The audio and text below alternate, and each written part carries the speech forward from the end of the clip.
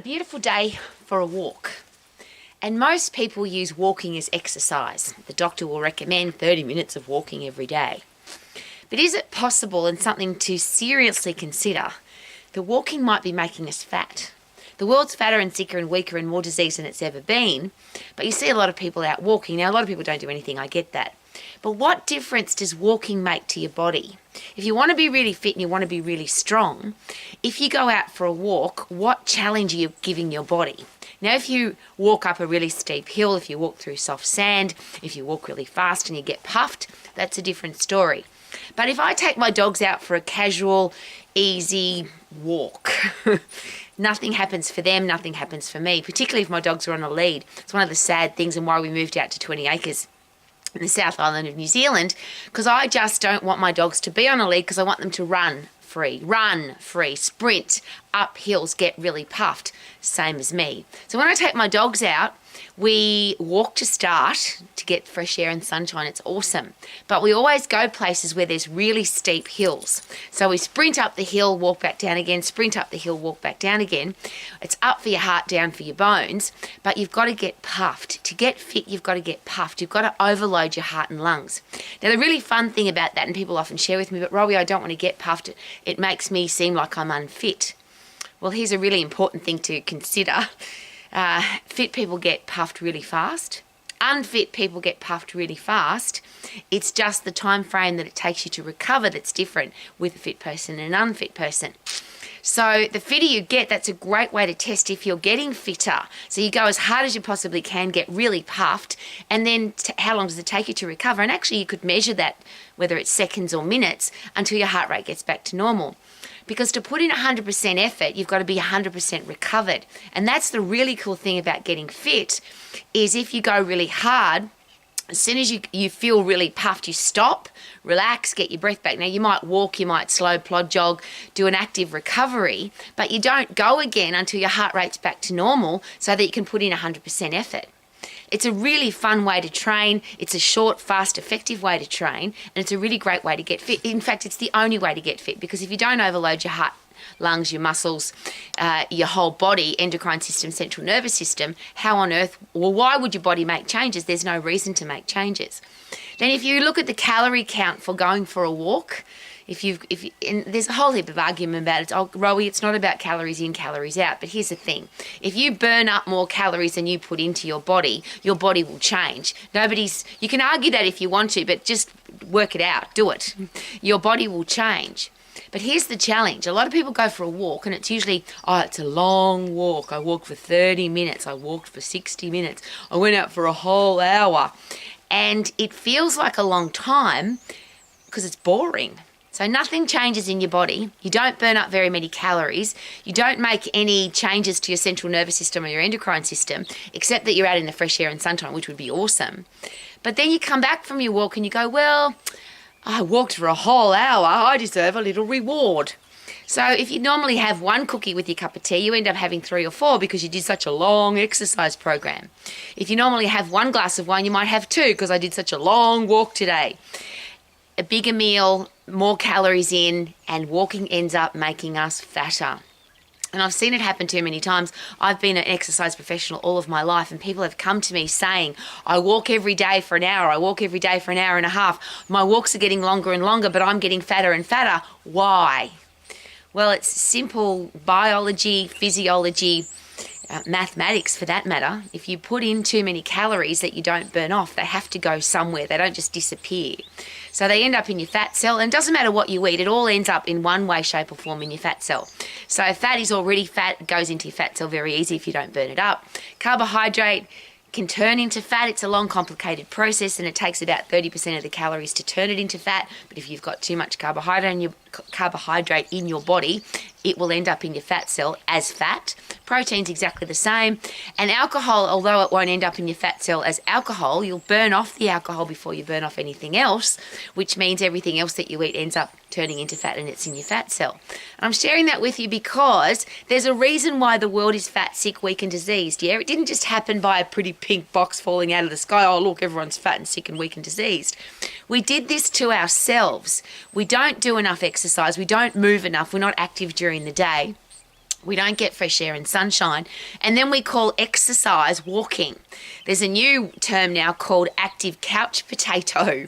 So you go for your 30-minute walk or your hour walk, but the rest of the day you're just sitting on your backside. And of course, when you're sitting, you burn very few calories. When you're sitting, your body wastes away. You're taking out the biggest muscles in your body, which is a really great reason not to sit down, a really great reason not to be inside all the time. Artificial air, artificial light, sitting on your backside. Usually eat more food when you're inside because you're real close to the fridge. When I go hiking, I'm a very long way from everywhere, so I don't eat anything because I'm away from the fridge. But I love going to my fridge because I've got a fit, strong, healthy, fast fat burning, fast calorie burning, fast chips and chocolate and ice cream burning body because I'm fit and strong. And I'm not sharing that with you to impress. Everybody can be a fast fat burning machine. Everybody can burn everything you put into your body. And wouldn't that be awesome? That all that you eat doesn't have a chance to turn into fat and go into your fat cell because you burn it off. Your body is such a high functioning, high calorie burning, fast metabolism machine that everything you eat gets burnt up before it can end up as a squidgy bit on your backside. So the only way to do that is to make sure that your body's really fit. And the only way to get fit is to get puffed. And the only way to work at 100% effort is in a 10-second block. Once you go past 10 seconds, you're out of the phosphate system, you're out of the fight and flight system. Now you go into the lactate system if you can keep going. Nobody really likes to exercise there. They call it the green zone for a reason, because you can feel sick and you have a burning sensation in your muscles. I don't like to put people into that zone unless they're an elite athlete that has to build up resistance to lactic acid, because it doesn't feel nice, particularly for people that hate exercise. It just feels horrible. In the 10-second high intense 100% effort, it's only 10 seconds. You can't get bored. Yes, you get puffed, but you recover really quickly because it's only 10 seconds. And you get fit really quickly, so the recovery time gets even shorter and shorter. So if you're going out for an hour, and this is what I do with the dogs, I often go out for an hour or longer with my dogs, but we sprint, walk, get our breath back, sprint, walk, get our breath back. So it's just this really enjoyable experience where we get really puffed. I know that we're getting great results because we're overloading our muscles and bones, ligaments, tendons, joints, heart, lungs, endocrine system, central nervous system. If you don't overload, you don't get tougher, stronger, better, wiser. Enjoy the recovery and enjoy the sunshine and fresh air while you get your breath back. And it means that everything you do becomes a focused, results-based program rather than let's go for a walk and hope that we change our body shape. You only have to look at the people that walk versus the people that sprint. Just have a look at their bodies. The people that sprint have low body fat percentages because you can see their muscles. That's the proof of low body fat. You can see somebody's muscles. Even if you've got muscles, if you can't see them, well, we've all got muscles, but even if you've got big muscles, if you can't see them, it means you've got high body fat percentage. And there's a whole thing about let's get into the fat burning zone. And yes, if you exercise really slowly, you'll be predominantly burning fat, but at a very, very slow rate. And this is a really fun thing because when I exercise, I don't want to burn fat at all. And I don't even want to burn that many calories. I have high intense activity, and this is not just me, this is how the human body works. When you go at 100% effort, you change your body chemistry. So you get a faster base metabolic rate because you maintain your muscle, and the more muscle you have, the faster your engine, the more calories you burn. You burn more calories during the day because you've got a fast metabolic rate because you can do everything faster, but you change your respiratory quotient, which is where the calories are coming from. So if you go at high intense, 100% effort for 10 seconds, your body says, hey, if she does that to us again, we better save the carbohydrate that we use for those high intense activity bouts. So while she's resting, while she's not exercising, we would prefer her to burn fat because we've always got fat to burn. So what that means is you literally turn your body into a fat burning machine by getting really fit. And I'll share it again. I don't want to burn a lot of calories, and I never want to burn any fat when I'm exercising. All I want to burn is carbohydrate. That's the fuel, glycogen for your muscles, glucose for your brain. That's what gets you going really fast, being able to put in 100% effort.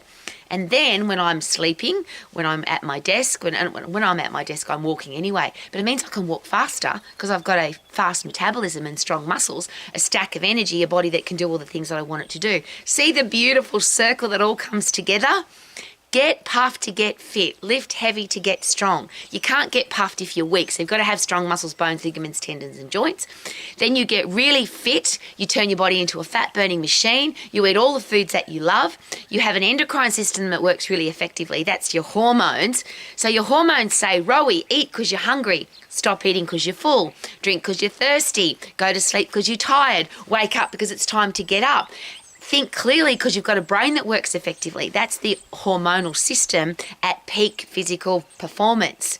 And that's how I want to live my life, don't you? Peak physical performance. So it's freezing cold today, but the sun's out and I'm taking my dogs out, but not for a walk. We sprint up the hills and yes, we walk down the hills until we get our heart rate back to normal and then we sprint again because I want to have a body that is a fast, fat, burning machine and I don't want walking to make me fat. I don't want walking to make you fat.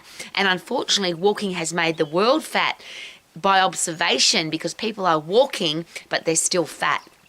And there's a whole heap of political incorrectness about what fat is and whether you should be accepting of how fat you are.